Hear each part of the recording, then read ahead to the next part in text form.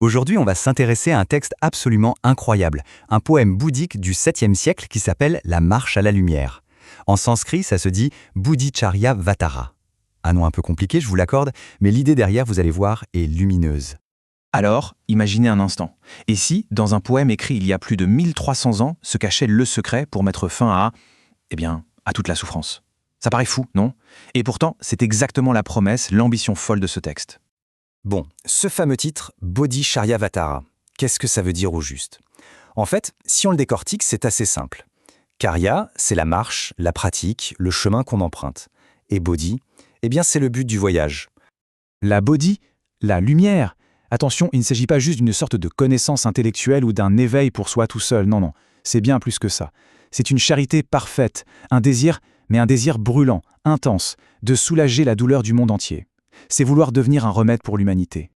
Et ça nous amène directement au cœur de l'école de pensée de ce texte, le Mahayana, qu'on appelle aussi le grand véhicule. Pourquoi grand?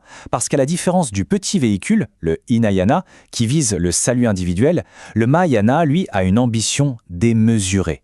Le but, ce n'est pas de s'échapper tout seul du cycle des souffrances, c'est d'atteindre l'éveil pour avoir la force et la sagesse de libérer tous les autres.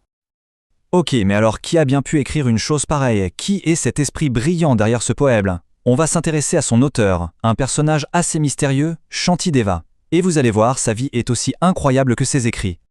Alors, l'histoire de Shantideva, c'est carrément une légende. Imaginez, c'était un prince promis au trône. Tout était prêt. Sauf que la veille de son couronnement, il fait un rêve qui va tout changer. Il plaque tout, la couronne, le palais, et il s'enfuit dans la jungle. Il devient moine, mais un moine un peu particulier. Il joue au paresseux, au bon à rien, juste pour qu'on lui fiche la paix. Et un jour, alors que tout le monde se moque de lui et le met au défi de réciter un texte sacré, il se lève et d'une traite, il récite l'intégralité de la marche à la lumière. Stupéfaction générale. Et qu'est-ce qu'il a vu dans ce rêve? C'est la déesse Tara qui lui parle. Et elle lui dit ça. La royauté est l'eau bouillante de l'enfer.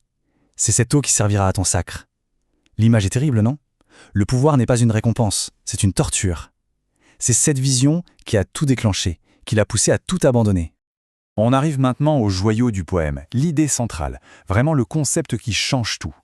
Shantideva appelle ça la pensée de la Bodhi, en sanskrit bodhicitta. C'est le moteur de toute cette marche vers la lumière. Alors cette pensée de la Bodhi, qu'est-ce que c'est? Attention, ce n'est pas juste une vague intention, c'est un engagement en deux temps. D'abord, il y a le vœu, la décision. Ok, je vais atteindre l'éveil pour aider tout le monde. Mais ça ne s'arrête pas là. Le deuxième temps, c'est le départ. On se met en route. C'est toute la différence entre dire « j'aimerais bien partir en voyage » et être en train de faire ses valises. Et pour montrer à quel point cette pensée est précieuse et rare, Shantideva utilise une image absolument sublime. Il dit que c'est comme un éclair dans une nuit noire et nuageuse. Le ciel est sombre et d'un coup, pouf, un éclair illumine tout pendant une seconde. Eh bien, cette pensée altruiste, c'est ça. Au milieu de nos pensées habituelles, souvent centrées sur nous-mêmes, elle surgit, rare, brève, mais elle change toute la perspective. Et les conséquences de cette simple pensée, de cet éclair, elles sont carrément monumentales. Le texte nous dit que dès l'instant où cette pensée naît, elle a un pouvoir transformateur incroyable. Un prisonnier de l'existence devient un fils des Bouddhas. Le corps se change en une image de diamant. Les pires fautes sont consumées instantanément. C'est un élixir qui abolit la mort, un trésor qui met fin à la pauvreté. C'est presque de la magie en fait. D'accord, c'est génial tout ça, mais concrètement on fait comment? Comment on cultive cette pensée pour qu'elle ne soit pas qu'un simple éclair fugace? Eh bien, le poème nous donne des pistes très claires. On va se concentrer sur deux vertus absolument fondamentales. La première, c'est la patience. Mais attention, on ne parle pas de la patience passive, du genre « j'attends que ça passe ». Non, ici la patience est une discipline de combat. C'est notre bouclier contre l'ennemi le plus destructeur qui soit, la haine. La colère est décrite comme un feu si puissant qu'il peut réduire en cendres, en une seule seconde, des milliers d'années de bonnes actions. Et là, écoutez bien, cette idée, elle est complètement révolutionnaire. Le texte dit « Si je tue l'esprit de colère, tous mes ennemis sont tués en même temps ». C'est énorme. Ça veut dire que le vrai champ de bataille, il n'est pas à l'extérieur. Il est en nous. Si on arrive à vaincre notre propre colère, on a, en quelque sorte, vaincu tous les ennemis du monde. La deuxième vertu clé, c'est l'énergie. On pourrait aussi traduire ça par la vigueur, le courage de faire le bien. Si la patience est le bouclier, l'énergie c'est le moteur. C'est ce qui nous fait avancer. Sans elle, on a beau être patient, on reste sur place. Le texte est clair, sans énergie, pas de mérite possible. C'est comme vouloir qu'un bateau avance sans vent. Et ça nous amène à une redéfinition totale de ce qu'est le bonheur. La citation nous dit, en gros, que pour celui dont le bonheur réside dans l'action, l'inaction est un malheur. En clair, le bonheur, ce n'est pas la récompense qu'on aura après avoir bien agi. Le bonheur, c'est l'action de faire le bien. La joie se trouve dans le processus lui-même.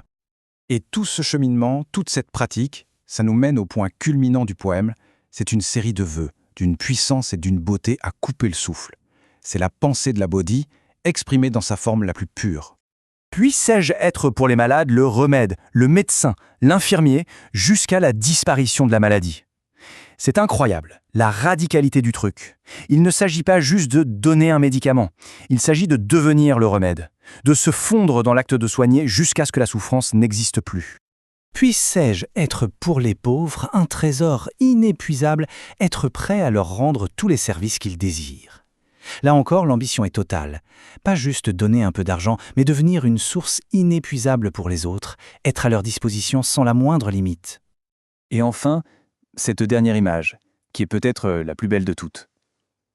Puissais-je être le protecteur des abandonnés, le guide de ceux qui cheminent, et pour ceux qui désirent l'autre rive, être la barque, la chaussée, le pont.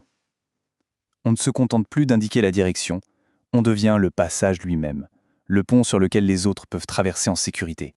Voilà, ce qu'on a là, ce n'est pas juste de la poésie, c'est un véritable plan d'action, un manuel pour transformer notre propre égoïsme en son opposé. Une compassion sans limite, une compassion en action. C'est la proposition radicale d'un moine du 7e siècle. Et tout ça, ça nous laisse avec une question un peu vertigineuse en fait. Dans notre monde, aujourd'hui, tellement centré sur l'intérêt personnel, que se passerait-il si on essayait, ne serait-ce qu'un peu, de vivre selon un tel vœu? Qu'est-ce que ça changerait, pour de vrai? La question reste ouverte.